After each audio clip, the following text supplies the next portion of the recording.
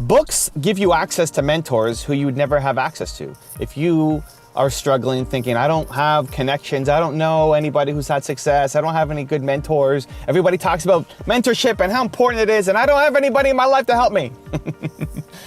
Books could be that for you. Books can be an accumulation of sometimes decades of knowledge, all condensed down into 200, 300, 400 pages that you get a window into somebody else's life. And so whatever you don't know yet, whatever you want to learn, chances are it's in a book. It's in videos as well. I love YouTube, but it can be in books. There's no excuse, not anymore, for you not to get access to the information and be around the people that can take you to where you want to go. I'm a big believer that you're a product of your environment. You know, think about who you're hanging out with, where you are right now, where you spend your time, what information are you feeding into your brain. The fact that you're here watching this video is already a step up, is already showcasing that you are an achiever and that you want more out of life, that you don't want to stay where you are, that you don't want to be in the same spot. Think about 1 year from today. You don't want to still be where you are right now, right? You want growth, you want progress, you want impact, you want to touch people's lives. That's why you're here. It just needs to be more consistent. It just needs to be more thorough. You know, there's a expression of the fastest way to learn a language is to go to the country. The fastest way to learn Japanese is to go to Japan. And if you can't actually go to Japan, then you try to make your environment as much Japanese as possible. You watch Japanese TV, you read Japanese books, you go to Japanese restaurants, try to order in Japanese, you start hanging out with Japanese people, you take online Japanese classes, you watch Japanese YouTube channels. Like you try to be around it as much as possible. And for too many of us, we're not doing as much. You know, are you consistent in watching Inspresso videos every morning? I make them every morning for you, but you're probably not watching them every morning.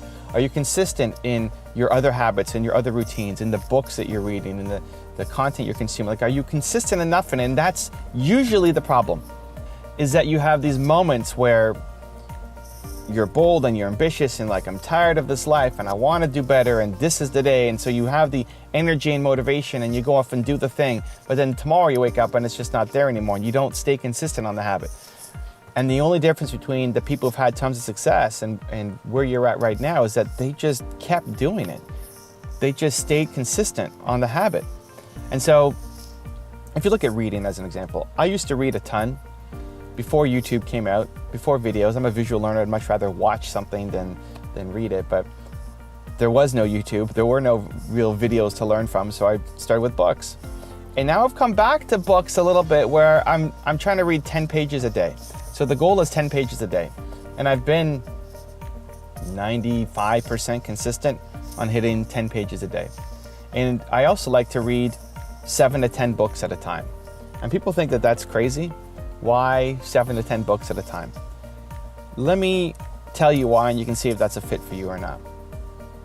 I think a book represents an idea. When you're reading a book, you step into somebody else's world, you step into somebody else's skin, you start to think like them. This is the point. If you're reading somebody's book, you start to think like them. If you're watching somebody's video, you start to think like them. That's why that habit is so important, because the more you're around it, you'll start to think like the people you want to be like, as opposed to thinking like the people who you're around right now. If you're around negative people, you start to think more negatively, right? You don't want that. You don't want to be the toxic person. And so when you're reading somebody's book or watching a video, you start to think like them. What I found was I would read one book at a time and I would start to think like them. And then I would move on to the next book and then start to think like this other person, and then forgot about the first person that I really liked. You could be into the book, you could love it, like, wow, what a great book. And then as soon as you put it down because you're done and you pick up another book, it starts to fade. The half-life is really short. And reading the same book over and over and over again just loses its impact. Maybe you can read it once a year, but if you just pick up the same book and then read it on repeat, it loses its impact. Just like watching the same video loses its impact if you watch it every single day, every single day, every single day. So what I wanted to do was microdose on books.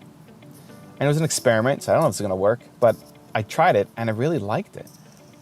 So I microdose in that I take 10 pages a day, and it's usually between 10 and 20, mostly depending on where the chapter ends. You know, so It's at least 10. So if a chapter ends at page 9, then I'm reading another chapter.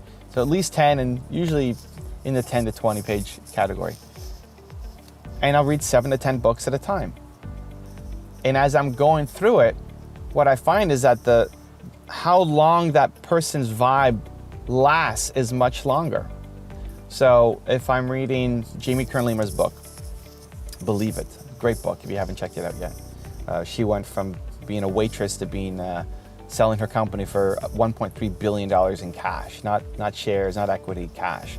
Crazy deal, amazing woman, great success story if you haven't heard of her yet. Jamie Kern-Lima.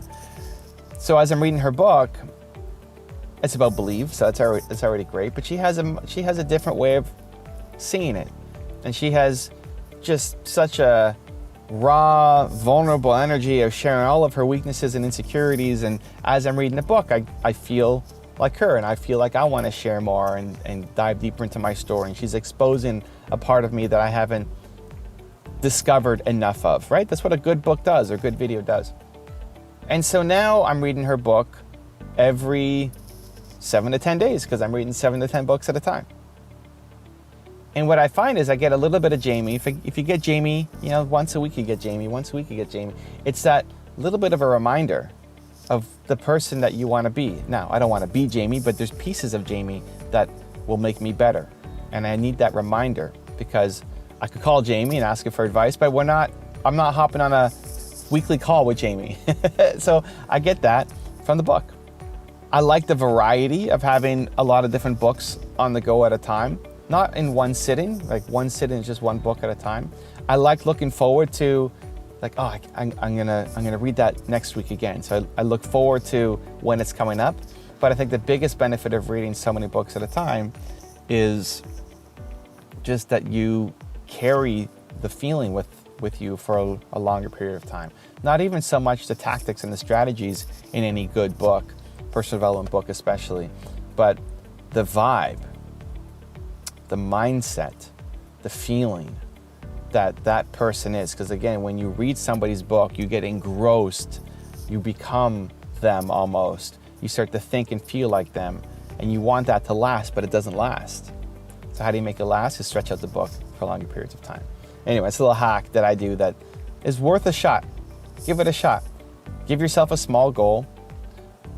5 pages a day, 10 pages a day, 20 pages a day. It doesn't have to be sitting down and finishing a book a day, right? The people who can speed read and read a book a day, that's crazy. I haven't figured out how to do that yet.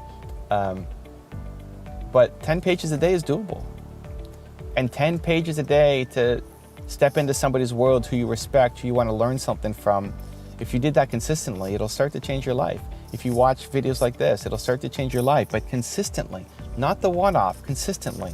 Are you 95% consistent on the things that will help take you to where you want to be? That's the only thing that's missing. You got the heart, you got the compassion, you got the desire to serve, you've got a big mission inside you, you want to do good, you deserve to make more money. It's all of it, it's all there. It's just not enough consistency in the pushing forward to the life that you could have. The consistency in being around the people who force you in a loving way to do more, to think more, to be more of you.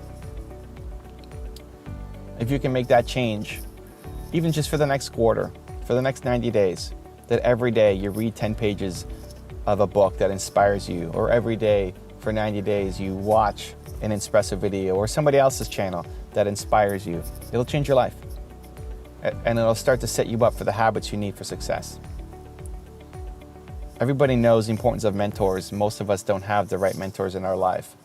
And with videos and books, you have access to the top minds on the planet, to the most inspiring people in the world. And if you're hanging around them on a daily basis, you'll be a totally different person, a better you, still you, but better. More proud of yourself, having a bigger impact, and making the money that you deserve for yourself, your family, and your community. If you want another Evan Rant video that just might give you the confidence you need, check it out right there next to me. I think you'll enjoy it. Continue to believe, and I'll see you there. When you see an opportunity, what do you do? When you've got an idea that you know could be great, that comes to your mind, but then your inner voice starts taking over to say, you can't do that, you're crazy, that's never gonna happen. What do you do?